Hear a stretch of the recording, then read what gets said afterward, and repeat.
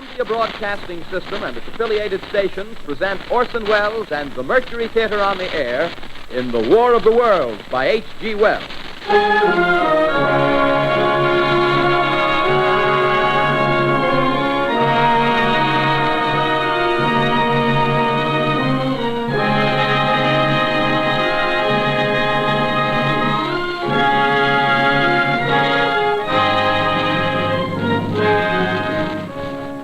Ladies and gentlemen, the director of the Mercury Theater and star of these broadcasts, Orson Welles. We know now that in the early years of the 20th century, this world was being watched closely by intelligences greater than man's, and yet as mortal as his own. We know now that as human beings busied themselves about their various concerns, they were scrutinized and studied, perhaps almost as narrowly as a man with a microscope might scrutinize the transient creatures that swarm and multiply in a drop of water. With infinite complacence, people went to and fro over the earth about their little affairs, serene in the assurance of their dominion over this small, spinning fragment of solar driftwood, which by chance or design, man has inherited out of the dark mystery of time and space. Yet across an immense ethereal gulf, minds that are to our minds as ours are to the beasts in the jungle, intellects, vast, cool, and unsympathetic, regarded this earth with envious eyes and slowly and surely drew their plans against us. In the 39th year of the 20th century came the Great Disillusionment. Near the end of October, business was better. The war scare was over. More men were back at work. Sales were picking up. On this particular evening, October 30th, the Crosley service estimated that 32 million people were listening in on radios. Ladies and gentlemen, we interrupt our program of dance music to bring you a special bulletin from the Intercontinental Radio News. At 20 minutes before 8 Central Time, Professor Farrell of the Mount Jennings Observatory, Chicago, Illinois, reports observing several explosions of incandescent gas occurring at regular intervals on the planet Mars. The spectroscope indicates the gas to be hydrogen and moving toward the Earth with enormous velocity. Professor Pearson of the observatory at Princeton confirms Farrell's observation and describes the phenomenon as, quote, like a jet of blue flame shot from a gun, unquote. We now return you to the music of Ramon Raquello, playing for you in the Meridian Room of the Park Plaza Hotel, situated in downtown New York.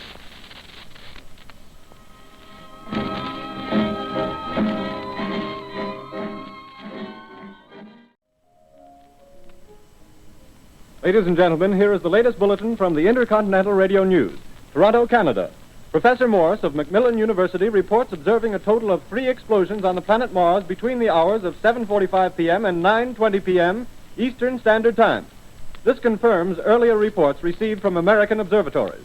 Now, nearer home, comes a special bulletin from Trenton, New Jersey. It is reported that at 8:50 p.m. a huge flaming object, believed to be a meteorite, fell on a farm in the neighborhood of Grover's Mill, New Jersey, 22 miles from Trenton. The flash in the sky was visible within a radius of several hundred miles, and the noise of the impact was heard as far north as Elizabeth. We have dispatched a special mobile unit to the scene, and we'll have our commentator, Carl Phillips, give you a word picture of the scene as soon as he can reach there from Princeton.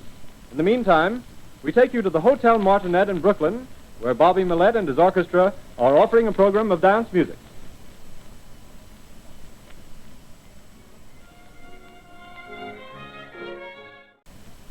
We take you now to Grover's Mill, New Jersey. Ladies and gentlemen, this is Carl Phillips again, out at the Wilmot Farm, Grover's Mill, New Jersey. Professor Pearson and myself made the 11 miles from Princeton in 10 minutes. Well, I hardly know where to begin. To paint for you a word picture of the strange scene before my eyes, but something out of a modern Arabian Nights. Well, I just got here. I haven't had a chance to look around yet. I guess that's it. Yes, I guess that's the thing directly in front of me, half buried in a vast pit. Must have struck with terrific force. The ground is covered with splinters of a tree. It must have struck on its way down.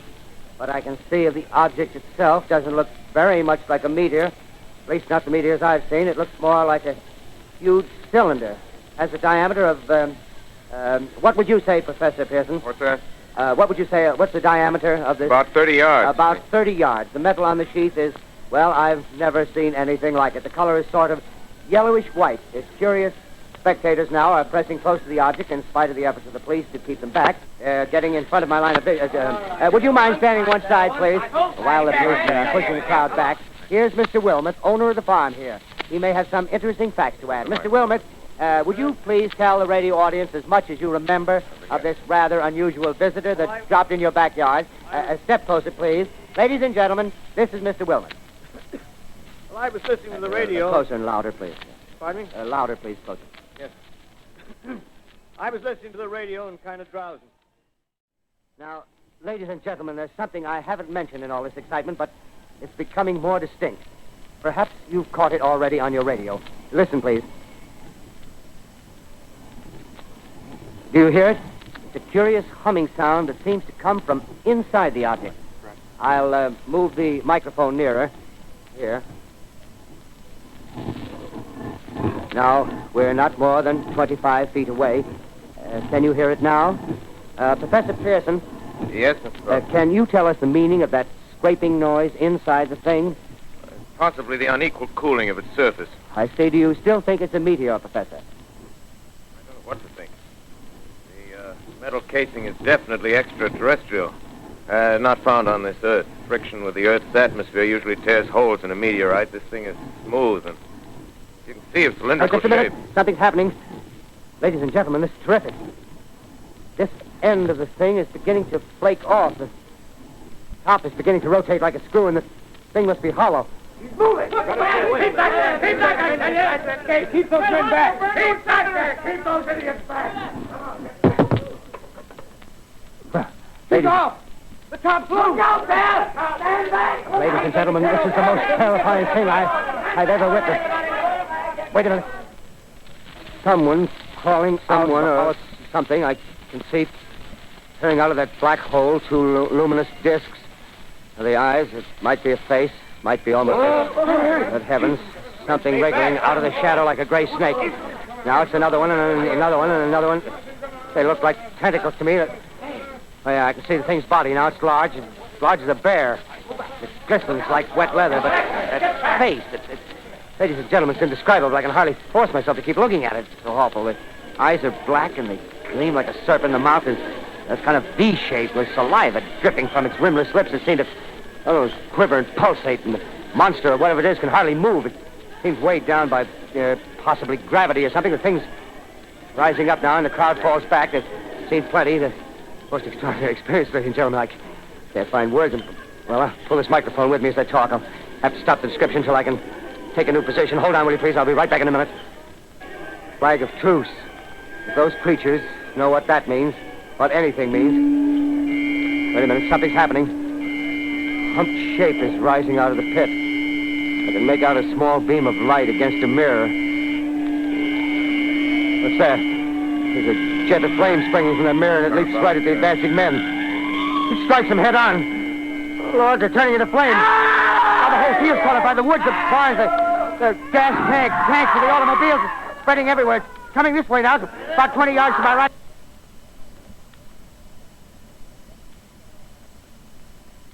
Ladies and gentlemen, due to circumstances beyond our control, we are unable to continue the broadcast from Grover's Mill. Evidently, there's some difficulty with our field transmission. Ladies and gentlemen, I've just been handed a message that came in from Grover's Mill by telephone. Just one moment, please. At least 40 people, including 6 state troopers, lie dead in a field east of the village of Grover's Mill, their bodies burned and distorted beyond all possible recognition. The next voice you hear will be that of Brigadier General Montgomery Smith, commander of the state militia at Trenton, New Jersey. I have been requested by the governor of New Jersey to place the counties of Mercer and Middlesex as far west as Princeton and east to Jamesburg under martial law. No one will be permitted to enter this area except by special pass issued by state or military authorities. 4 companies of state militia are proceeding from Trenton to Grover's Mill, and will aid in the evacuation of homes within the range of military operations. Thank you. You have just been listening to General Montgomery Smith, commanding the state militia at Trenton. In the meantime, further details of the catastrophe at Grover's Mill are coming in.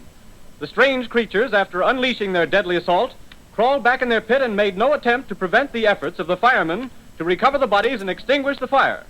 The combined fire departments of Mercer County are fighting the flames which menace the entire countryside. We have been unable to establish any contact with our mobile unit at Grover's Mill, but we hope to be able to return you there at the earliest possible moment. In the meantime, we take you to... Just one moment, please. Ladies and gentlemen, I have just been informed that we have finally established communication with an eyewitness of the tragedy. Professor Pearson has been located at a farmhouse near Grover's Mill, where he has established an emergency observation post. As a scientist, he will give you his explanation of the calamity.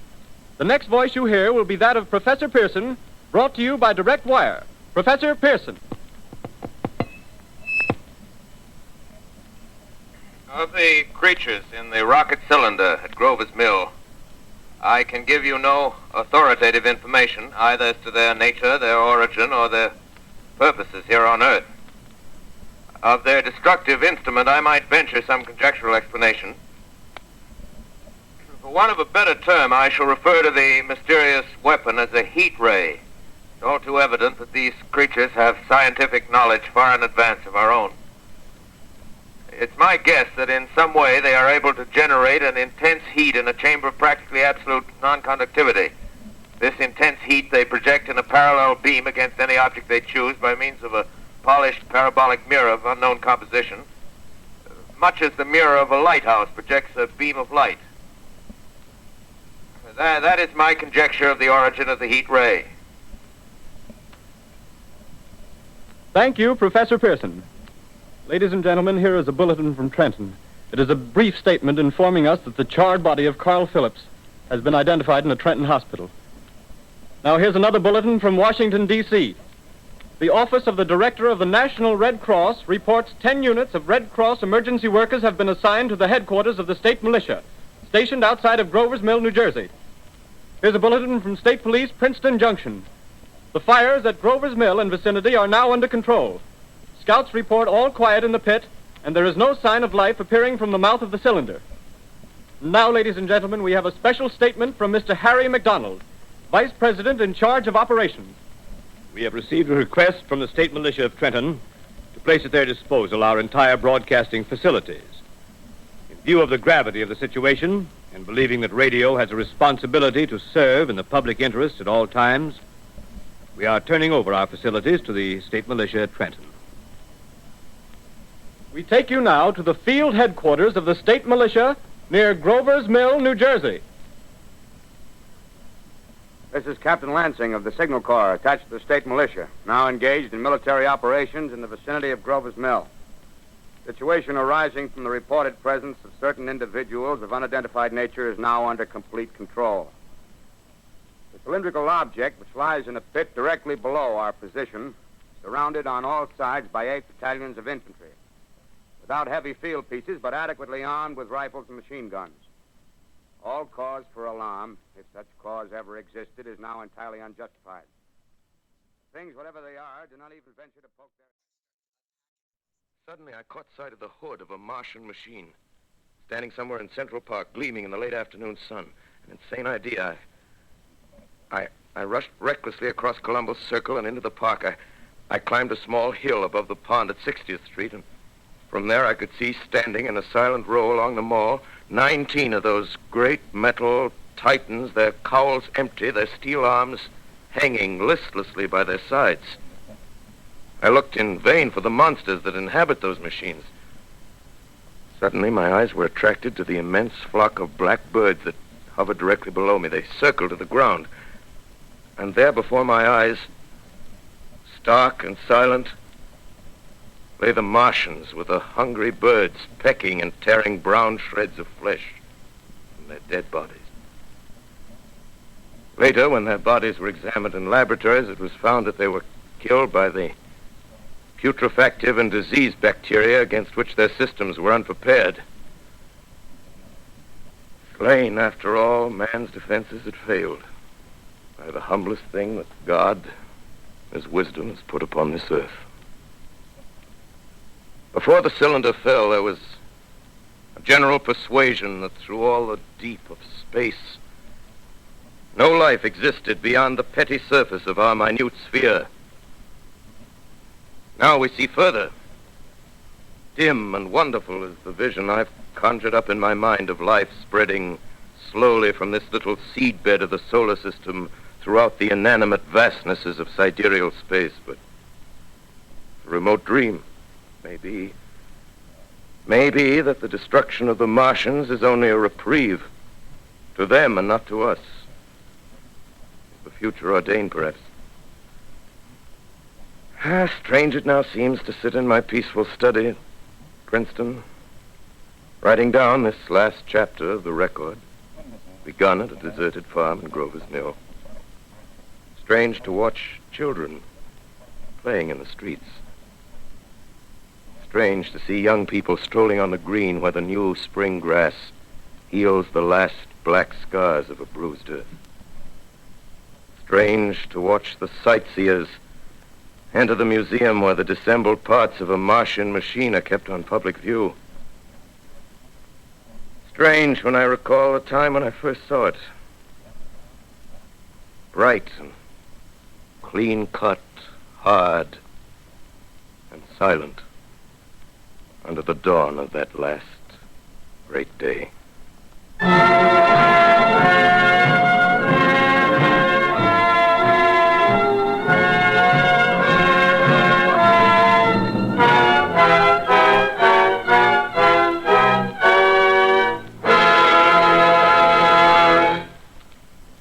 This is Orson Welles, ladies and gentlemen. Out of character, to assure you that the War of the Worlds has no further significance than as the holiday offering it was intended to be. The Mercury Theater's own radio version of dressing up in a sheet and jumping out of a bush and saying boo. Starting now, we couldn't soap all your windows and steal all your garden gates. By tomorrow night, so we did the best next thing.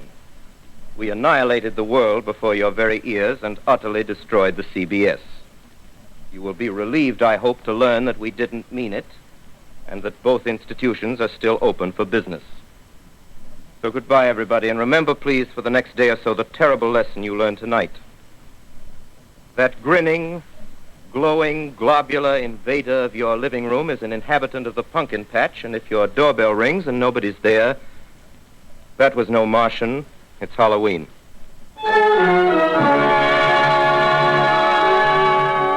Tonight, the Columbia Broadcasting System and its affiliated stations coast to coast has brought you The War of the World by H.G. Wells, the 17th in its weekly series of dramatic broadcasts featuring Orson Welles and the Mercury Theater on the air.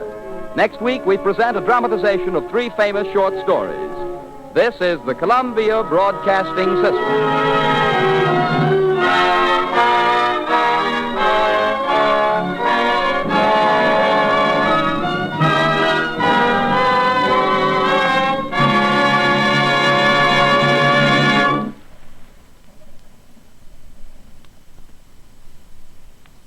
Hey, if you like the video, check out the playlist on the left-hand side for more content. Don't forget to subscribe, and happy Halloween. Thanks for watching.